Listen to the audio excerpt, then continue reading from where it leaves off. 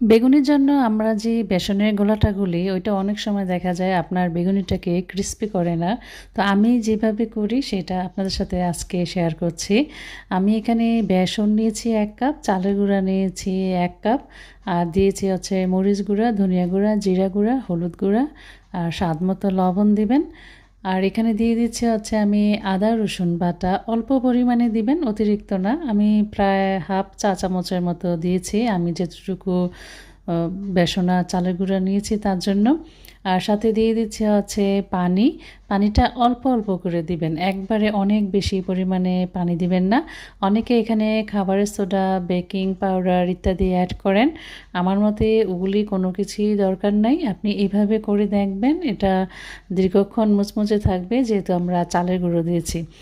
যখন দেখবেন যে এরকম করলে বেসনের গোলাটা পারফেক্টলি পড়ছে, তখন বুঝবেন যে আপনার এটা ঠিক আছে।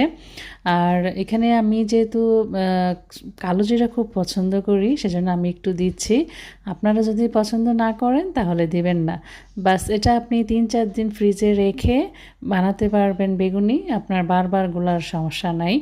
তো হয়ে গেল আমাদের পারফেক্ট বেসনের গোলা।